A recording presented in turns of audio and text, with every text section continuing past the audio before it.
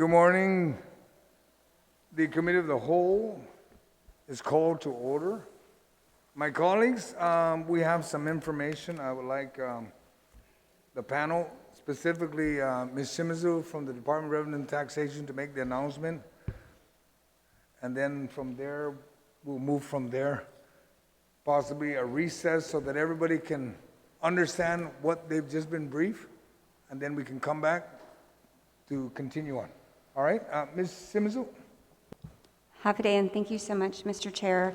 Of course, as you know, this morning the Governor's Office did make the announcement that our child tax credit plan, in particular, of course, the plan which allows for the advance payment of the child tax credit, if 50% of it was approved. Guam residents, of course, this impacts our Guam people, our people, and so we were approved for $93.53 million. The funds were already, I guess the IRS and the Treasury have begun to work to transfer those monies to our bank account. So we'll have them in a trust account that was opened by the Department of Administration and the Treasurer of Guam.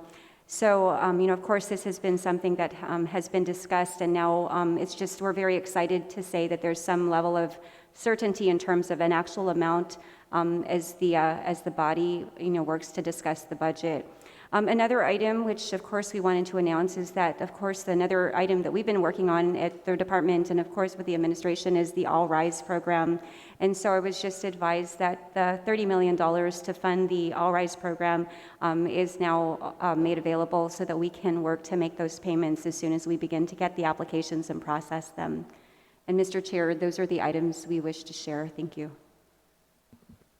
Is there anything else that, any other item that the panel would like to announce or make a statement of? Mr. Carlson. Yeah, thank you, Mr. Chairman. In addition, the Guam Power Authority received $15 million to be able to offset the LEAC adjustment, and we anticipate that that $15 million will apply to all rate payers amongst all customer bases. And again, that was an effort to mitigate the LEAC rate adjustment. So that funding has also been made available to the Guam Power Authority.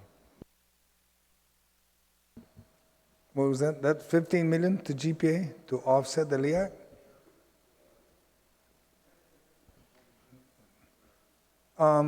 Before I ask for if there's any questions, does OAB have anything to state this morning? Nothing? Anyone else on this side of the panel? Okay, I'm going to ask my colleagues, we're going to go around. We're not going to do the 5 minutes, okay? Let's just reduce the time. We already did the 2 rounds. We're actually supposed to move forward, okay, on the amendments. But I'm going to give the latitude for everyone to ask at least no more than 2 questions. Keep your speeches to a minimum of 20 seconds so we can move on, all right? And we'll begin with two questions each, and we'll begin with Senator Clint. I saw your hand raised up, so we'll start with you, and we're going to go around, and then we're going to take a quick recess so everybody can adjust with the information provided. Or if you like, we can recess first before you start asking the questions, because I know some of you are hot on the questions. All right, so we will recess. Yes, Senator. Yes, Speaker. Yeah, well, that was the intent of the going around, but I wanted everyone to first wrap around themselves of what we just was announced. Because you may be ready, Speaker, but other colleagues may be still doing the numbers. So I want to give everybody the chance to wrap themselves around the $93 million advance we got for FY22 and the $30 million that has been released from, like Lester shook his head, that it was from the ARP funds. All right? If we could just get more details on the 93. Like More what the specifics. trust fund looks like. Yeah. Okay. How's it going to operate? Just All right, that, and yeah. that's what I was hoping. Daphne, if you can give the details of why we got the 93 and how it was figured out. Absolutely. So what happens when we work and as we've worked even on EIP 1, 2, and 3, what happens is we work with the IRS, we utilize the information on our system and what we understand of how the program is going to be implemented to develop an estimate of how much we believe we're going to pay out. And after that estimate is reviewed by the IRS and the Treasury, they also have their economists, and they review it, they advise us of how much they approve. And of course, that is how the $93.53 million was derived. The $93.53 million represents the entire 100% of the CTC that is expected to be paid out, of which 50% will be paid out as an advance, unless people opt out, and that 50% will be paid out as an advance before the end of December 31, 2021. And so 50% of that $93.53 million will be paid out before December 31 to our people. And that is how that works. What happens after the implementation plans are approved, and this is what we saw with EIP 1, 2, and 3, and with what we're expecting again with this plan, is as soon as the one of the Treasury officials signs off and on the plan is approved by the Treasury, then that's when the IRS and the Treasury work to transfer the funds. So first there has to be the plan has to be approved, then the funds are going to be transferred. And of course, we do work with the Department of Administration and the Treasurer to make sure that there's a trust fund that's set up. The trust fund is actually a requirement, so we do have to actually have a trust fund. That is part of what we have to abide by in terms of our plan. And so, and this, held true for EIP 1, 2, 3, and then again for this program. We're going to take a recess. We'll be at recess at this point.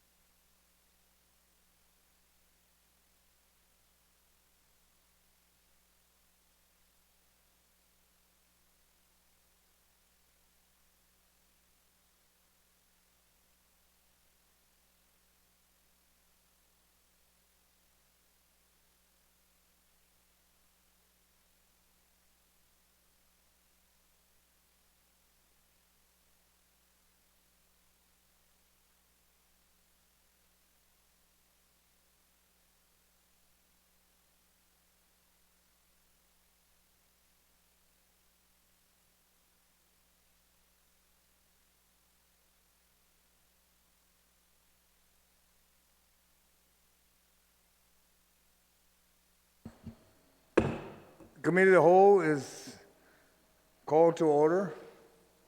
My colleagues, reminder, the announcement made by Ms. Simzu is an advancement of the CTC, Child Tax Credit, and the additional tax credit. The requirement is that they would pay September, October, November, and December of this year, right? Correction, Ms. Simzu, and then the remainder will be used to pay next year. Ms. Simzu, if you may want to comment, I just want to make Okay. sure that's clear before I start the Right. round of questions. So how our plan works is, of course, as you know, the IRS began to make payments since July. And it's not possible for us, of course, to begin to make payments in July because we're already in August. Ideally, it would be, of course, we would like to try to make a payment beginning August, but realistically, we're already in August 18. So if we're not able to make 5 equal monthly payments, the law and our implementation plan still requires equal monthly payments. So if we begin in September, we would make equal monthly payments that will be basically 25% each month, right? So it'd be September, October, November, December. But again, the idea was that we would try to at least make 5 payments. But again, that's something that I'm not sure is going to be possible. And I guess that's kind of where there's a little bit of uncertainty in terms of whether there's going to be 1 or 2 monthly payments in this particular fiscal year. But to kind of go back to it, with regards to the $93 million, again, there's a few things that have happened with the ARP Act in reference to the child tax credit. One, the amount of the child tax credit was increased for 1 year only from $2,000 to $3,000 or $3,600, depending on the age of your child. The second thing that it did was it made the child tax credit refundable, which again now means that where we saw payments for the additional child tax credit, which is kind of an extension of the child tax credit, it's the amount that you get it's the amount you get in excess of your tax liability. Now, because it's refundable, we're expecting to see that that's going to impact the additional child tax credit, and we'll see a decrease in the ACTC. But whatever decrease we see, we'll expect to see as an increase in the CTC itself. So of the $93 million, again, the ARP Act authorizes 50% of that to be paid out as an advance, and this is an advance of a 2021 tax return, right? And people won't start filing those 2021 tax returns until next year in 2022. And so, the estimate, it's estimated that 50% of that $93 million will be paid out before the end of 2021 calendar year.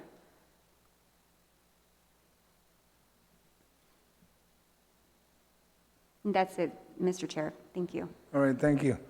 We will now begin the round of 2 questions, so we can get through this and we can move on, because this would close Chapter 1 on the revenue basis. Okay, because that's all Chapter 1 was all about.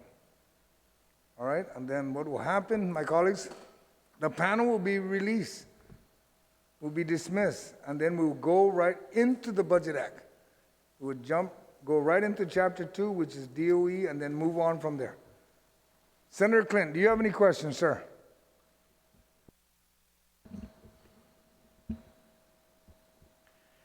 Yes, thank you, Mr. Chair. My question is for the Director of Rev and Tax. So with this announcement of the additional child tax credit being front-loaded, how much of this current budget's tax liability will be covered by that? So a few things. One, of course, the acronyms are very confusing. We have ACTC, which historically we've been utilizing that to refer to the additional child tax credit. Then now we have the advanced child tax credit, which is also ACTC.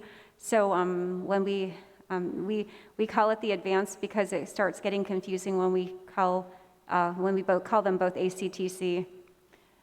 With regards to the characterization of this payment, it's actually an advance of a 2021 credit that you'll get when you file your 2021 return in 2022.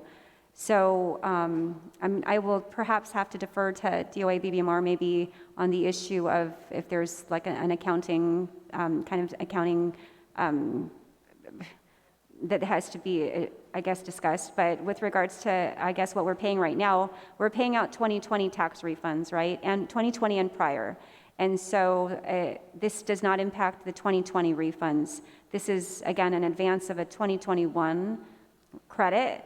And so, we're just able to get a portion of it and pay it out before the end of the year. But the remaining portion, and when there's going to be kind of the reconciliation and the true-up as to determine whether or not an individual really qualified for the full amount, or if there was an adjustment that had to be made, or if you were due more, those will happen when people file their 2021 tax return in 2022.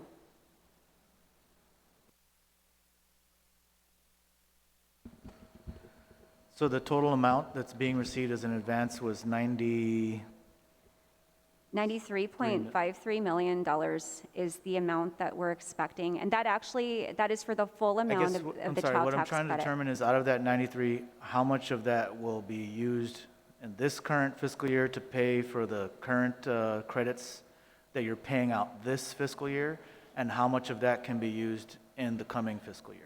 Okay, thank you. So with regards to that, as I mentioned, 50% of the child tax credit can be paid out as an advance before the end of this calendar year, 50% of the 93.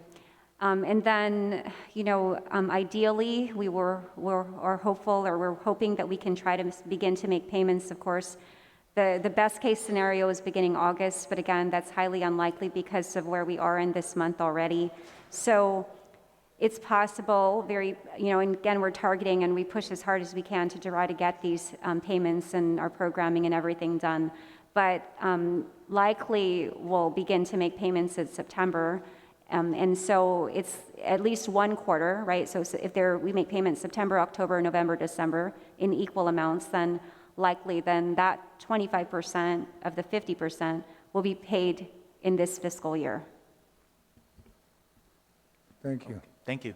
Thank you so much. 2 questions. Senator Pito, do you have your 2 questions for the panel, for Ms. Simzu, or for anyone? Thank you, Mr. Chair. I just wanted to kind of just ask the Director of Revenue and Tax, because there's just so many people that are confused on the RISE Act. Is the original plan for the distribution of the RISE Act is going to continue, or because I know there's a bill that changes that. So can you elaborate on just the status of the RISE Act, Madam Director? Absolutely. Thank you, Senator Pito. With regards to the RISE Act, of course, as we saw, the RISE Act the discussions of the RISE Act began in early 2020.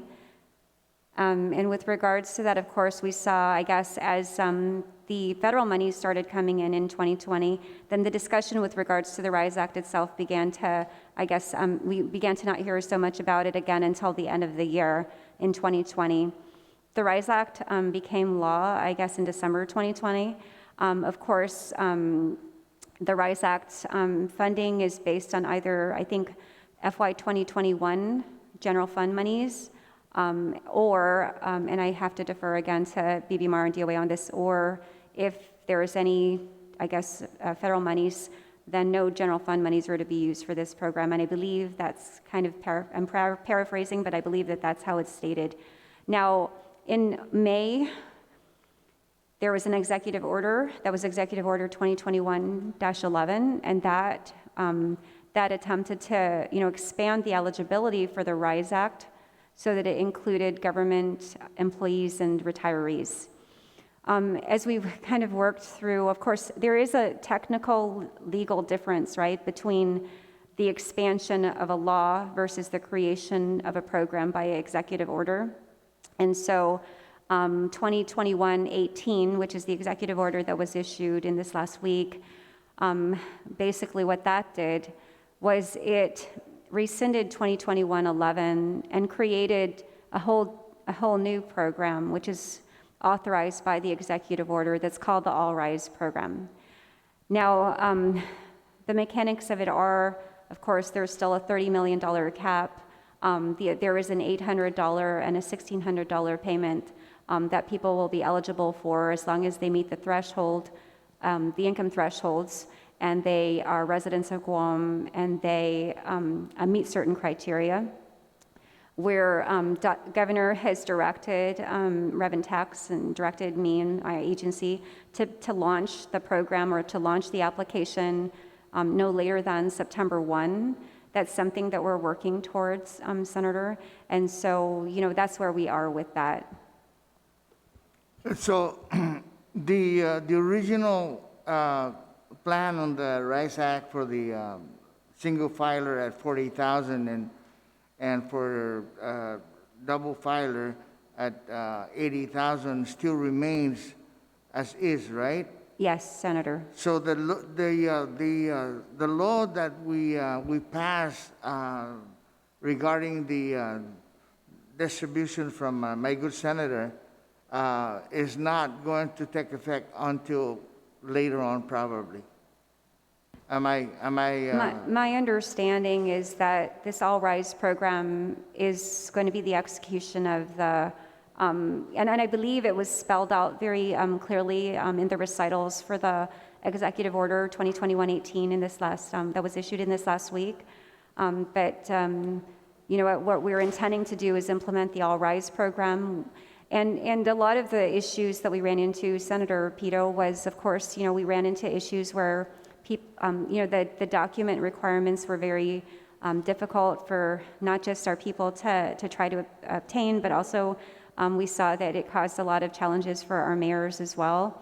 So the idea behind creating the All Rise program in this last executive order was to be able to continue to pay out the $800 and $1,600, to use the $40,000 and $80,000 income thresholds, but to have the ability to not have to require the documents that was required. But again, I think that the recitals of the 2021-18 executive order, of course, also spell out, the reasons for the issuance of that executive order.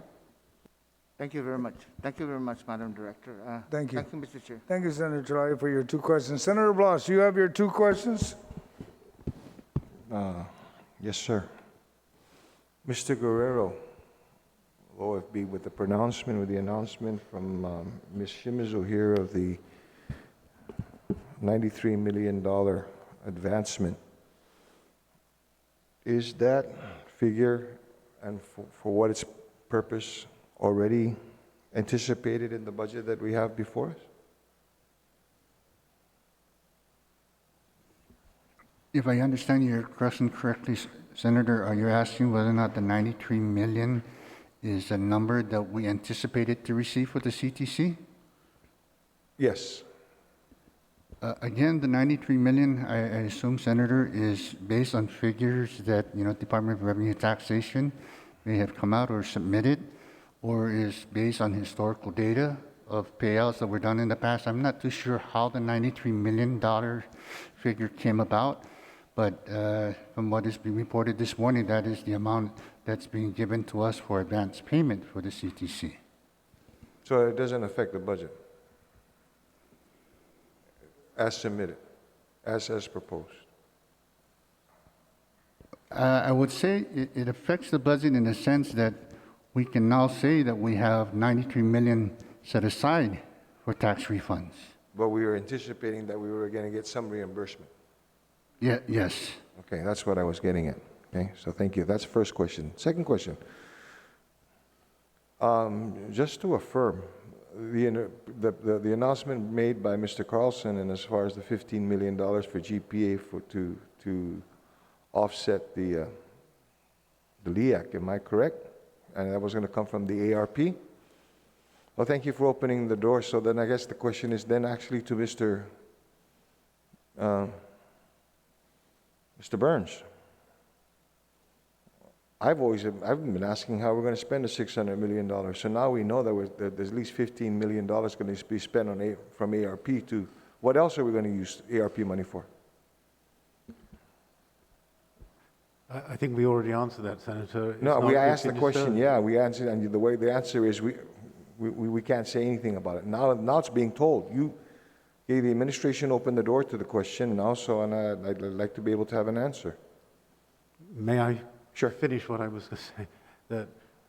That certain decisions have been made, those which Mr. Carlson announced this morning.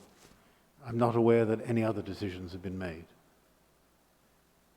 So we still don't know how the $600 million is going to play into the fiscal needs for the government over the next, the needs for the government over the next fiscal year. The use of these funds is still being considered. That's your two questions, Senator Blas. Okay? I'm waiting for the answer. I thought I just did answer it, Senator. My question was very specific. What else are we going to use the money for? The use of this fund is being considered. What are some of the, that's just a follow-up to the question, what's the considerations? What are the considerations? I don't know, Senator. It's being considered. Thank you, Senator Blas. Senator Tello, you have your two questions? Thank you. And my 20 seconds of opening remarks. First, I'd like to thank you. I didn't have that opportunity these last few days to thank the panel for being here today and providing whatever questions that you were authorized to give us. Appreciate it anyways. And I'm sorry we had to ask the question several different times. The same question several times, and you had to answer it, again. But sometimes that's the way it grows. But again, thank you so much for being here, and I greatly appreciate it. However, normally or in the past, we've paid out CTC and EITC based on how much funds are in our account in the general fund, because these particular payouts are based on money from government of Guam. So now that these funds will soon be placed in a trust, I assume, and then we'll start paying them out. So, or do we still use general funds to pay out the CTC or the Earned Income Tax Credit with general fund money and then anticipate the $93 million to reimburse us? Or will we get that upfront, all upfront? Thank you, Senator Tagli, for that question. With regards to the $93 million, right, that is an advance, that is monies that we're receiving for the child tax credit payments that we're expecting to pay out for 2021 income tax returns that are going to be filed in calendar year 2022. And with regards to the way that the mechanics of the flow of funds will work, we have been approved for $93.53 million. The monies are actually, my understanding is that they were working to be transferred, and I believe DOA can speak a little bit more to the status of the deposit, but we're expecting to receive the monies very soon in our account, and so those monies will actually receive. 50% of the monies will be paid out. An estimated of 50% of the monies will be paid out before December 31 to qualified taxpayers based on their eligibility and the number of dependents they have. Okay. And then the other 50% will be paid out as people file their returns next year. Right. So we'll have that money. Okay, so you are saying that we will get that 93, so we will not be using general fund money whatsoever to pay out that child tax credit. Correct. And the 50, also I included the EITC. Will that be coming in the same time? Or we have to wait till next year? Well, with regards to the EITC, as we had mentioned, it's not clear yet whether we're going to be receiving the EITC in the way that we receive the CTC monies. And we haven't begun discussion of that. There's two ways that we have seen, though, that monies have come in. Either they come in as an advance, we put it in a trust account, and we pay it out in that way, or as with the current way that we get that the additional child tax credit works is we pay those out as we process refunds and get the refunds paid, and then our government gets reimbursed by the Treasury when, on a quarterly basis when we submit the request for reimbursement. So those are the two possible ways. We're hopeful that we'll be able to get the Eitc in as an advance, but again, that is not up to us, and we're going to just do our best to make the best case for that. Mr. Burns, Daphne said that you would explain the process on the deposit and everything? Yes, Senator. Well, I think she explained, she asked about the actual cash deposit. Right. We see the cash coming through the federal system this morning. Okay. So it should be credited to our account this afternoon. Okay, that was my question number one.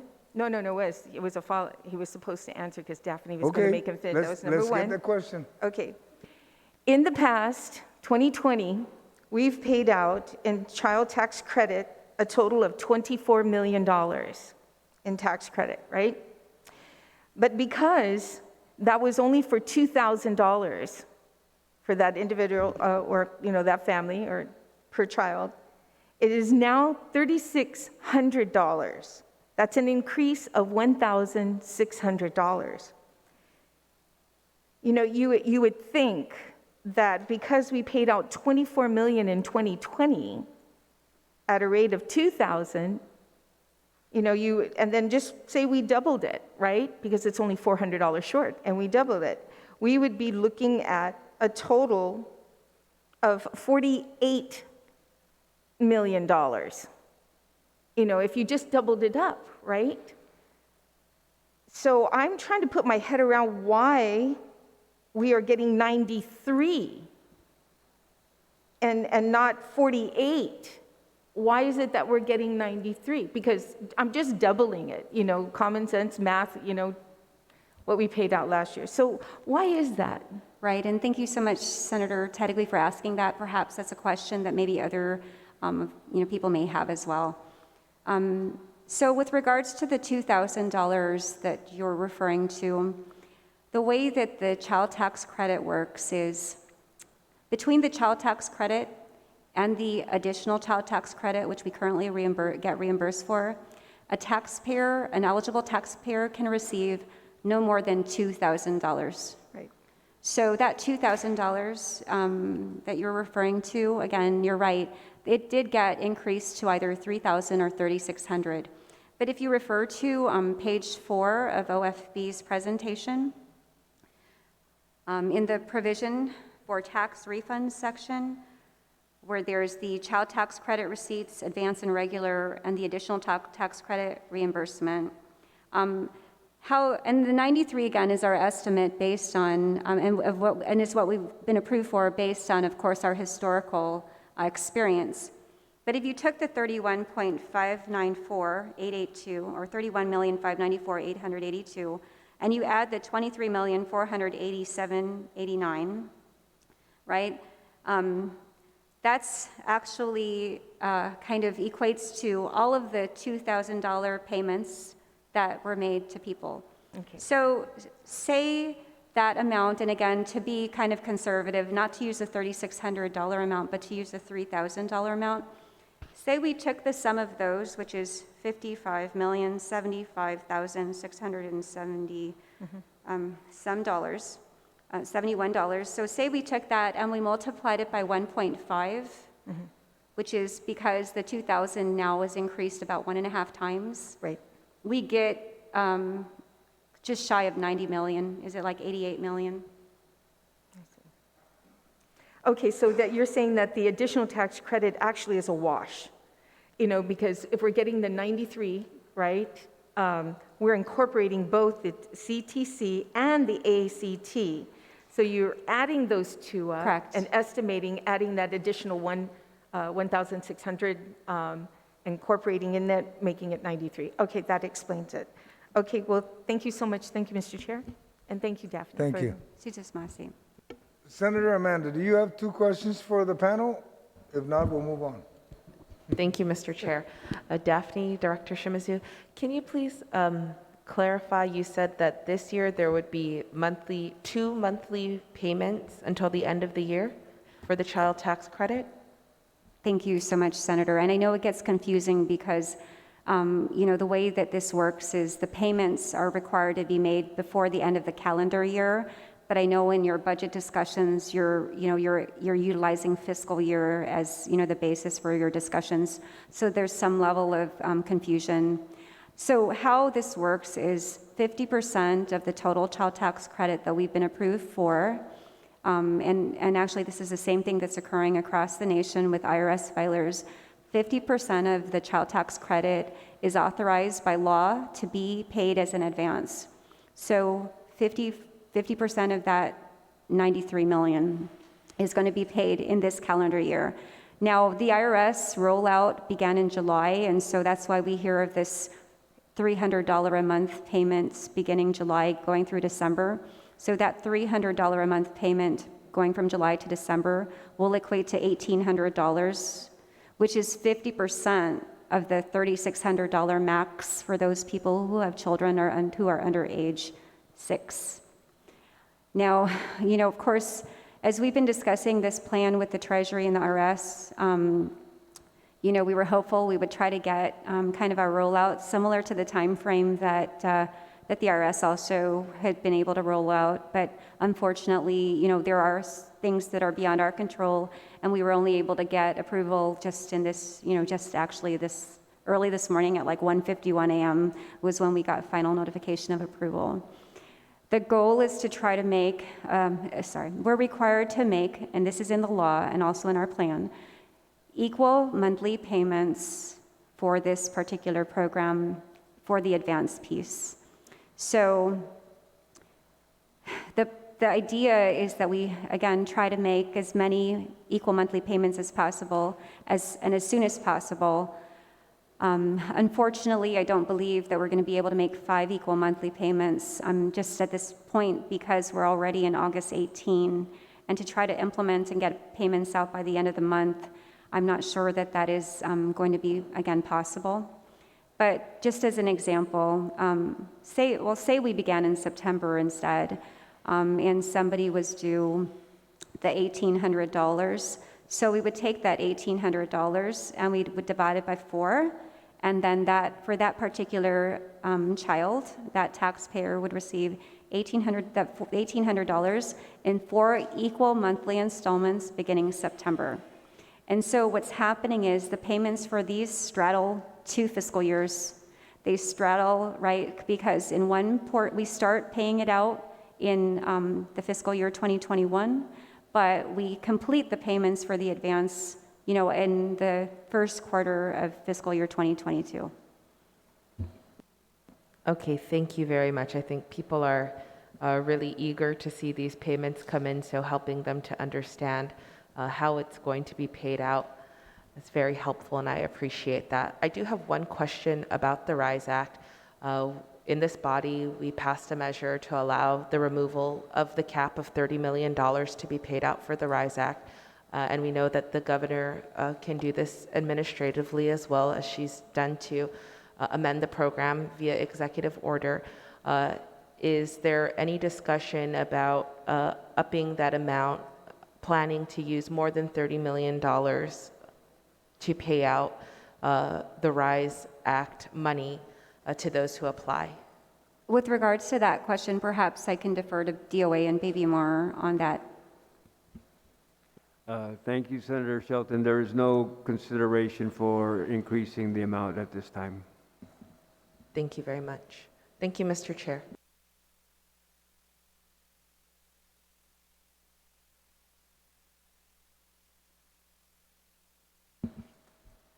Thank you, Senator Shelton. Senator Brown, you have your 2 questions, ma'am.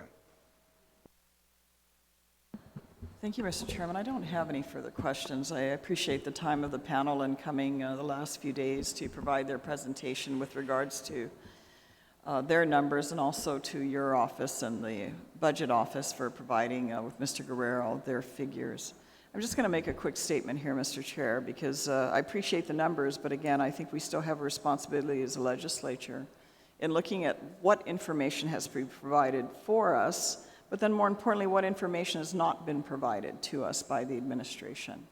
I certainly, the updates with regards to the 15 million to offset an anticipated increase that Guam Power Authority was announcing to the public, and certainly the information on the additional federal funds that are coming into the island.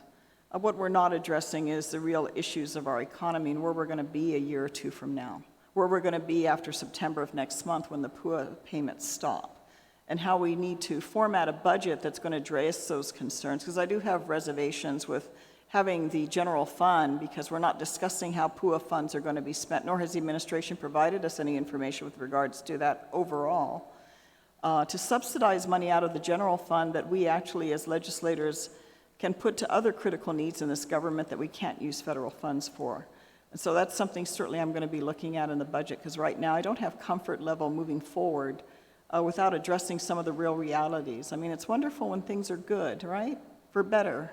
But when we get to the worst part, I can see where all the blame's going to come. It's going to come directly to this legislature.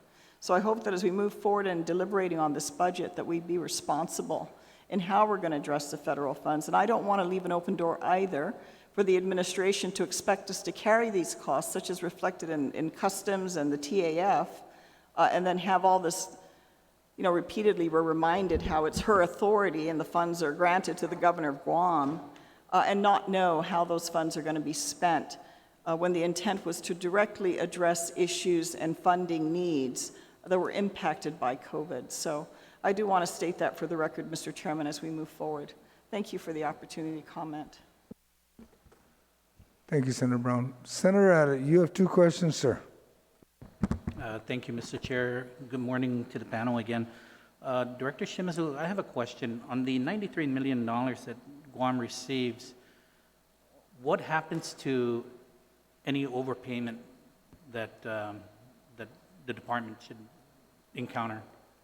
Thank you, Senator Atta. With regards to, and this I think holds true for any of our, the plans that we've had, at least while I've been at Reventax, in terms of what we have worked to execute. If, of course, well, the first thing is that, of course, the federal government, I believe, and based on our discussions and based on even the way the implementation plan works, is that it's the desire of the federal government to make sure that these items are fully covered for our people so that our government doesn't have to pay them.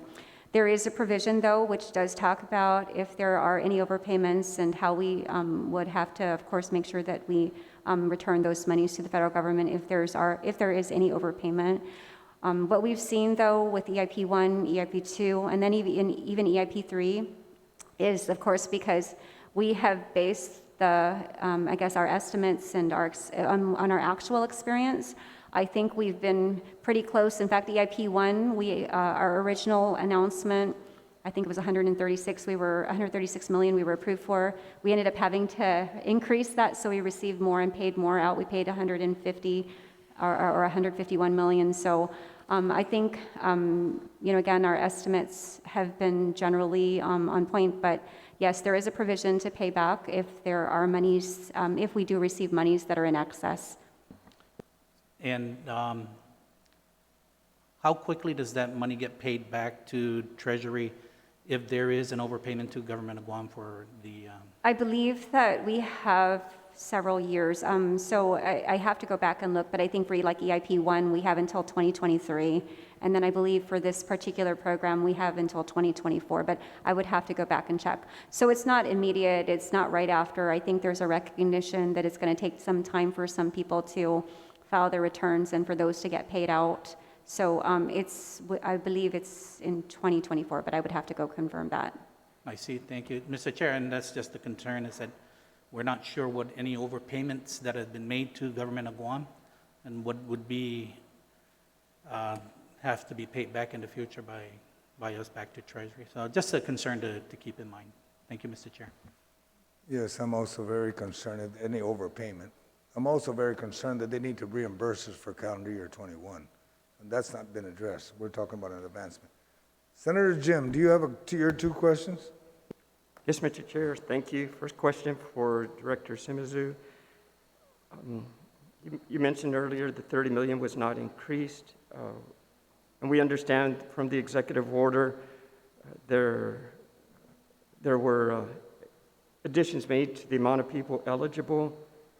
There's an expansion in the numbers of people that are eligible with the other two categories or three categories that were included.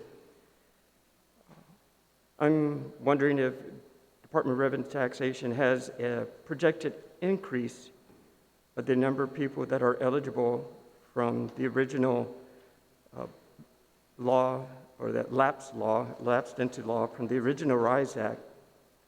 Is there a projected number of increased people, and considering the 30 million is still the original cap, and what is that number of increased numbers that could possibly apply? With regards to the original RISE Act, which, to clarify, Senator Moylan, sorry, with regards to the original RISE Act, which did not include government employees or retirees, is that the question? I would have to go back and look at it. I'm sorry, I really don't have the final numbers for how many people. I mean, I've just calculated, of course, based on the current, like 30 million, if we divide it by 800, of course, that would be 37,500 payouts. But with regards to how many people would be impacted if government employees and retirees were not included, I don't have that number. I think even when we tried to decipher, it was a little bit difficult. We have to pull Department of Labor data as well because, to look at how many employees are private sector versus government, but I don't have that number readily available. Thank you. Second question for Director Carlson. With the $50 million that will be given or released for GPA on the LEAC payments that you mentioned comes from the American Rescue Plan,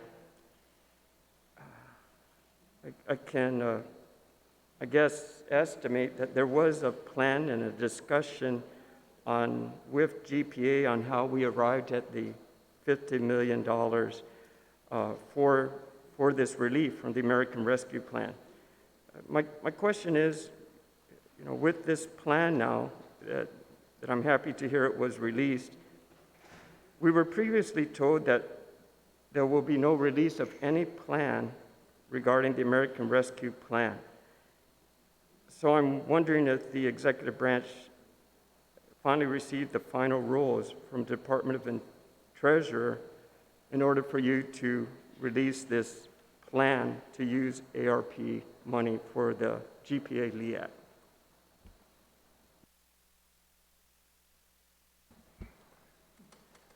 Thank you, Senator Moylan. There has been no issuance of any final rules. So the decision that was made in concert with the interim rules, the applicability of the use of the funds, and the desire to take the ratepayer adjustments and alleviate it. So there was a decision to provide that benefit to the ratepayers in light of a LEAC adjustment that was already approved by the PUC. Thank you. Thank you, Mr. Chair. Thank you, Senator Moylan. Senator Chris, you have your two questions. Zitos Masi, Mr. Chairman. I hate to have to do this to you, Steve, but wait, there's more.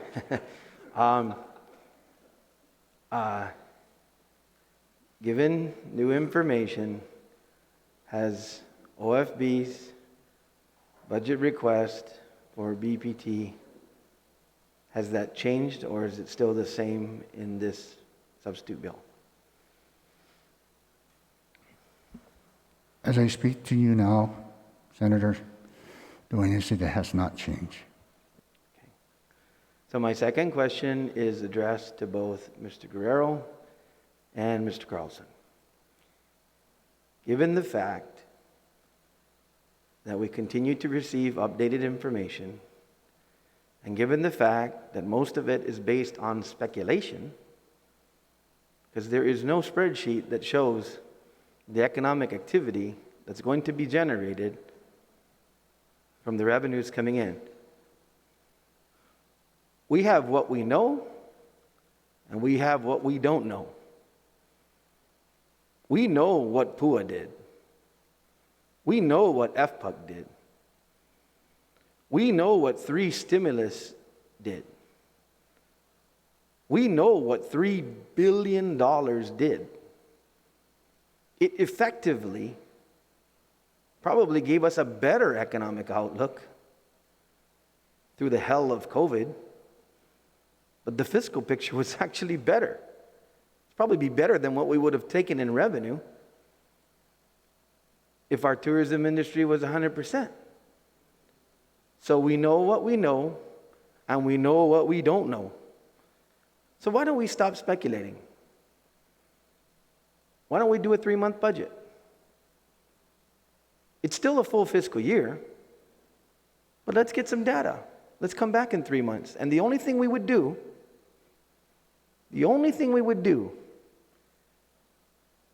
is we would adopt new revenues, and we would decide where the priority areas were.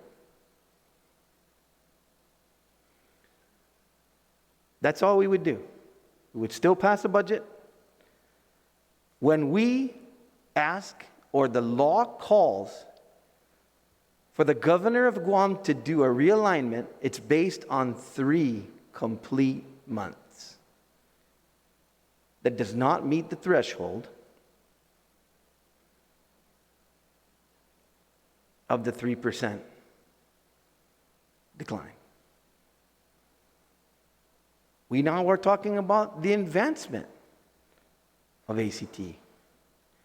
We're talking about the revenue, Mr. Guerrero and Mr. Carlson, that will effectively be expended to a certain degree in this first quarter. So we won't be speculating anymore. We will have data to work with.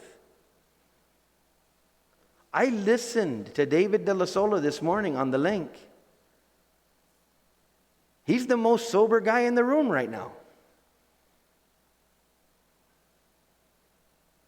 Because he's going to be going from being a hero to being probably the most hated guy on Guam in 2 weeks.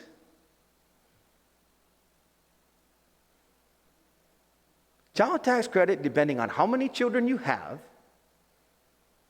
and the cap of the $3,000 throughout the entire year is nowhere near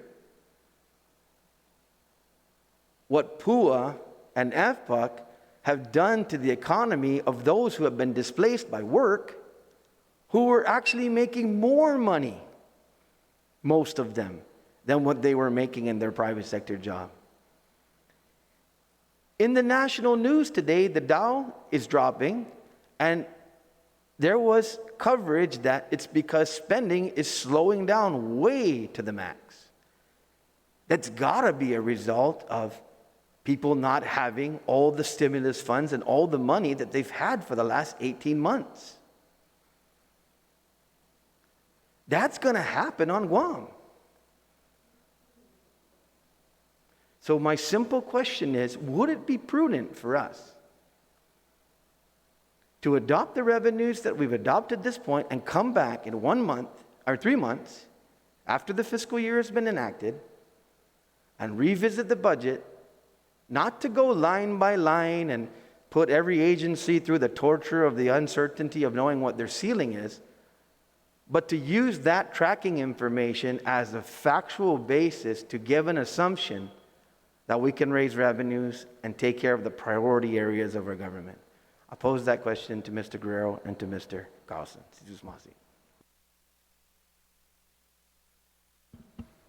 Which one of you would like to answer that? There you go, sir. Thank you, Senator Duenas. I understand your concern, but I also agree with you that it's already statutorily provided that if we do come at the end of December when we provide the CRER to the body and we're tracking 3% below adopted revenues, then we have to come back in and we have to do a fiscal realignment plan. So the fail-safe is built in to the budgetary process already. I don't see a need to pass a 3-month budget. I think that if the revenues do not come in, we will do what we did in 2018. We will come back to the body and provide a fiscal realignment plan. So while I agree with your concern, I think that it's mitigated entirely by statute. So I don't support a 3-month budget simply because the fail-safe and the default is already in law. So this is a follow-up, Chairman, because this is important for this purpose. So then if the revenues were tracking higher and we didn't adopt the revenue level that you're asking for, what would be your spending authority? Similar to what is going on this fiscal year, sir. For the general fund, remember, the fiscal realignment plan is specific to general fund. So if we are tracking above, as we are now, then we take those revenues and we apply it in a manner consistent with the priorities of the government of Guam, specifically and more importantly, concentrating on tax refunds to make sure that the obligations of the government of Guam are reduced and addressed as quickly as possible and we don't run into a deficit situation. So if you're spending above the levels adopted, you're not spending outside of your authority? That'll be the end of your question. You have Mr. Guerrero answers. Carl? Yeah. Lester? To be clear, sir, we didn't get to a deficit reduction by spending to the level of the revenues. We actually did the reverse. We held the line in spending, and therefore we ended up the last 2 fiscal years with deficits reduced by $40 million over the last 2 years. So we do not do what it is that you may think we're doing. We would actually do the opposite because we are trying to get our obligations paid without getting back into a hole. Mr. Guerrero, if you could answer the question that he first posed. Thank you. Yes, Senator. The 3-month budget that you're proposing is certainly an option for this body to decide if they wanted to go down that avenue. But also, there is a fiscal realignment that always has been in statute for many years. And the purpose of that fiscal realignment is to prevent exactly what your concerns are. And,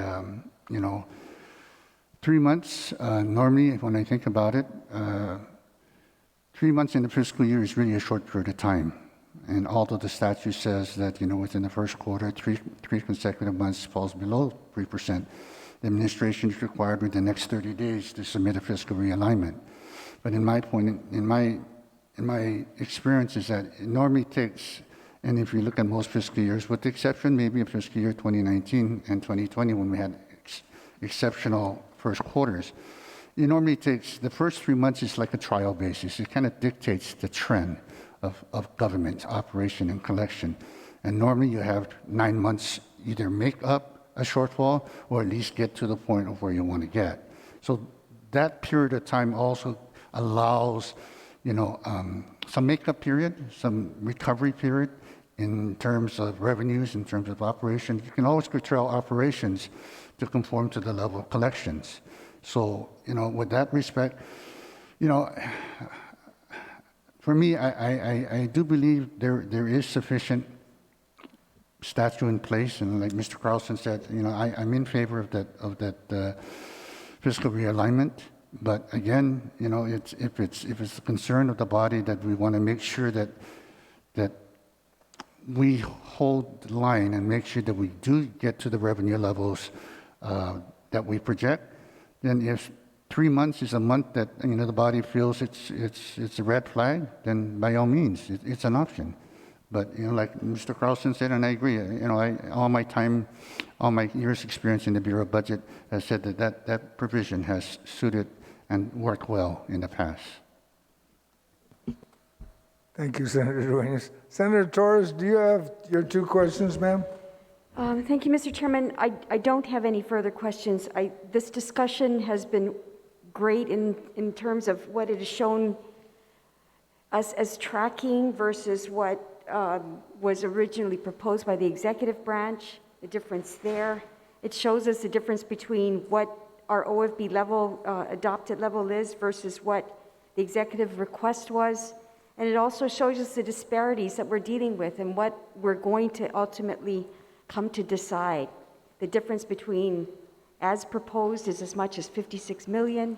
The difference between what the executive branch requests and what they're tracking now is about 18 million.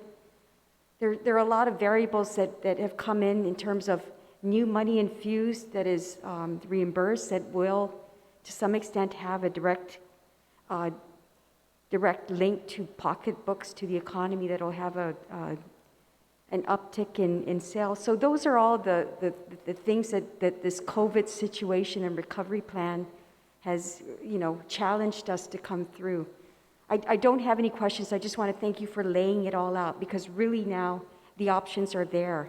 And it's just a matter of what the fiscal planning team brings us through, which is essentially, what are we trending? What is a reasonable expectation?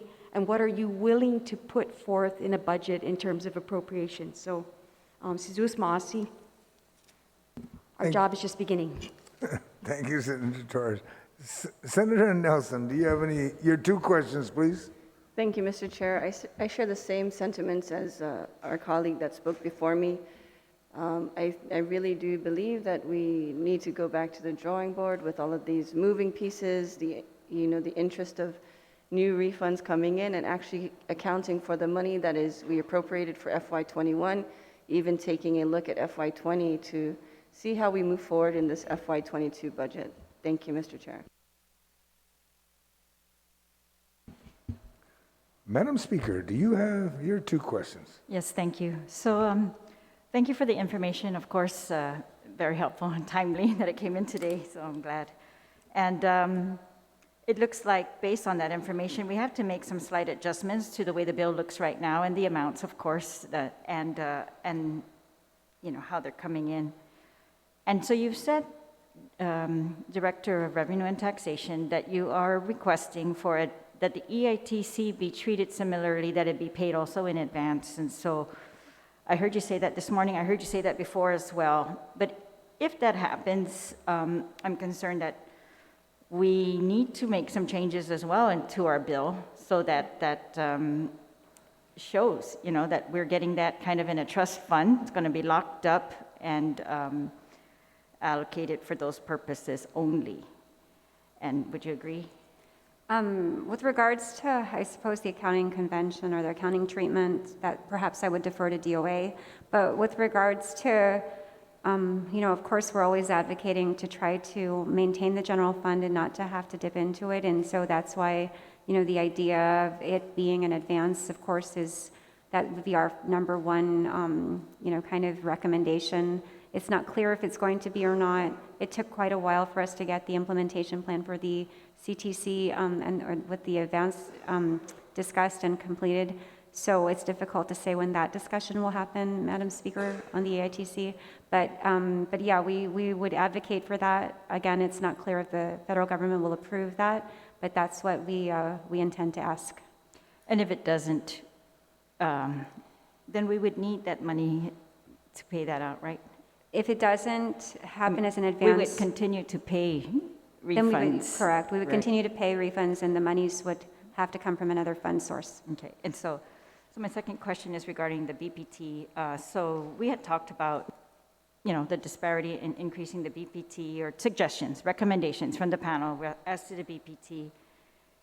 And I'm thinking, if we consider the recommendation by BBMR to increase BPT based on their tracking and other, economic forecasting, and we lock that up and apply it to faster tax refunds, that's what, I was talking about yesterday.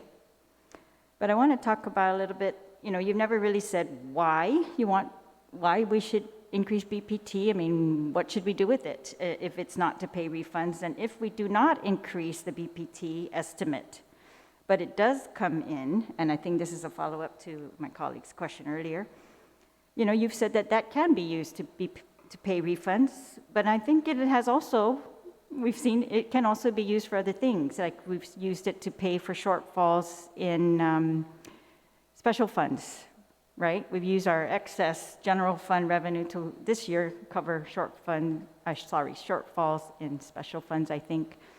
And so I guess if you have a specific purpose that you're recommending before you leave, our discussions on this BPT, I think I made it very clear. I'm willing to do that only if we can lock that up for refunds. But if there's some other purpose for that, I'd like to hear how, I think, and to acknowledge that if we don't lock it up, if we don't acknowledge that we might get excess refunds just like this year, then it does allow some kind of discretion in the spending of it. Isn't that right? Thank you, Madam Speaker. Two things that I recall from the discussion over the last few days is that Senator Torres early on made mention of the fact that the adjustment for the nursing pay is not included in the budget. So I would suggest that the body consider an upward adjustment in BPT to take care of what's already become law with respect to nurse pay. That's number one. Number two, we did ask for consideration of the body to take the general fund provision for tax refund payments on page 4 of OFB's presentation, the $74 million, and bump that up to $87 million. So the rationale behind that is to ensure that there's general fund money for tax liabilities that are not associated with the CTC and the ACTC, just so like the people who don't qualify for those specific programs, that there are sufficient general fund monies to be able to make sure that refunds and the funding for the refunds are available to those people. Because we're talking specifically about people in an income bracket that are the recipients of the RISE Act. They're going to be the recipients of the child tax credit programs and through the advancement. And they're also going to be the recipients of the additional SNAP benefits. But there are many other of our residents and taxpayers who are not in that category. So I would ask that you consider those two reasons for upward adjustments to BPT. And the other thing I would like to call to the body's attention is on several occasions we provided details on the totality of federal spending and federal grants that we have received from COVID. And it's like $3.5 billion. And I would ask that the body refresh themselves in the length of the availability of these grants, because some of them are up to 2022, 2023, and 2024. So there are federal programs, a lot of it public health related, but also in other areas that have not been exhausted yet. So we have the ability to use these funds over the course of at least 12 to 18 months at a minimum. And this was information that we provided, and it goes in line with, I would like to say that I don't see a cliff coming immediately. I see a continuation of federal funds that have longevity in the grant period use that we've called to your attention before. So I really don't think that we're going to, come December 31st, we're going to fall off a cliff. I think we're actually going to be sustained with federal programs that have already been granted to the government of Guam, and that we're going to be using in addition to what this body appropriates for the appropriate operation and needs of the people of Guam. Thank you. Thank you, Madam Speaker, for your two questions. Mr. Chair, can we please have at least one more question? This is the budget bill, and this is the last time that we get to have this Senator panel. Tello, I offered two questions. You could do follow-up to your questions. You didn't do that. We're going to move along. We will recess because we will start and we release the panel and we'll begin the amendments of Chapter 1. Mr. Chair, right? this You is should very... have been more prepared. At this we time, should it's have 11 the o'clock. opportunity to talk, Senator ask more Tello? questions. This is crazy. I mean, If nothing is crazy, be more yeah. prepared. No, It is Mr. Chair, le- you had the opportunity to talk Senator to these guys. Tello, we end the discussion. We need the We information, will Mr. recess Chair. until 2 o'clock. Please be prepared with your amendments, get your amendments in, because if the amendment's not there, we're not gonna entertain it. Recess till 2, thank you. And the panel, thank you for coming. You have been released. Thank you.